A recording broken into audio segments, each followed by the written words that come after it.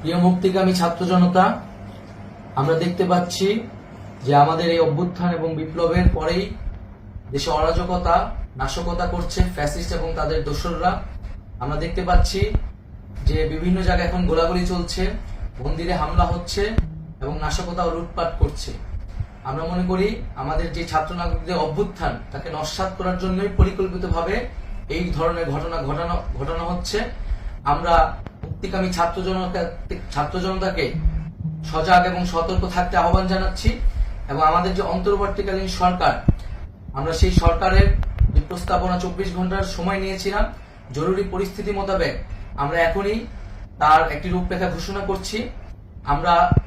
আমরা সিদ্ধান্ত নিয়েছি যে সর্বজন গ্রহণযোগ্য আন্তর্জাতিক খ্যাতিসম্পন্ন নোবেল পুরস্কার বিজয়ী ডক্টর মোহাম্মদ ইউনূসকে প্রধান উপদেষ্টা করে অন্তর্বর্তীকালীন সরকার গঠন করা হবে এবং ডক্টর মোহাম্মদ ইউনূসের সাথেও আমাদের কথা হয়েছে। তিনি ছাত্র জনতার আহ্বানে বাংলাদেশকে রক্ষা করতে এই গুরু দায়িত্ব নিতে সম্মত হয়েছে। আমরা সকালের মধ্যেই আমরা এই সরকার গঠনের প্রক্রিয়া দেখতে চাই। রাষ্ট্রপতির কাছে আহ্বান থাকবে যে দ্রুত সময়ের মধ্যে ডক্টর মোহাম্মদ ইউনূসকে প্রধান উপদেষ্টা করে অন্তর্বর্তীকালীন সরকার গঠন করা হোক এবং এই অন্তর্বর্তীকালীন সরকারের বাকি সদস্যদের নামও আমরা সকালের মধ্যে ঘোষণা করব।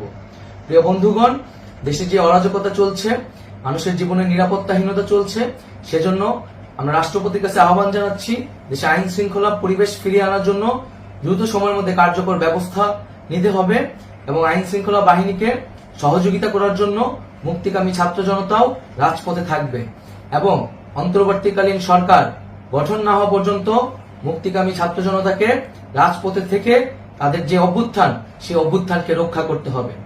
প্রিয় বন্ধুগণ, আমরা রক্ত দিয়েছি, শহীদ হয়েছি।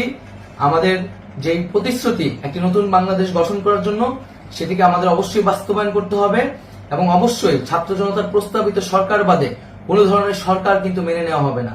আমরা বলেছি কোনো ধরনের সেনা শাসিত সরকার অথবা সেনা সমর্থিত সরকার অথবা এই ফ্যাসিস্টদের দোসরদের কোনো বি টিম সরকার কিন্তু আমরা মেনে নেব না। কোনো গণবিরোধী সরকারকে মেনে নেওয়া হবে না।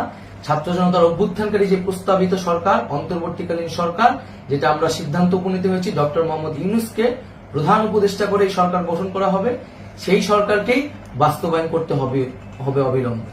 আগামীকাল সকাল থেকে সকলকে আহ্বান জানাচ্ছি রাজপথে থাকার জন্য এবং আমাদের যে সাম্প্রদায়িক সম্প্রীতি এবং রাষ্ট্রীয় সম্পদ রক্ষা কমিটির ঘোষণা হয়েছে বৈষম্যবিরোধী ছাত্র আন্দোলনের নেতৃত্বে, সকল পাড়ায় পাড়ায় এলাকায় এলাকায় সেই কমিটি পাহারায় থাকবে। আমাদের সংখ্যালঘু কমিউনিটিকে আমাদের রক্ষা করতে হবে, রাষ্ট্রীয় সম্পদ এবং এই দেশকে রক্ষা করতে হবে আমাদের।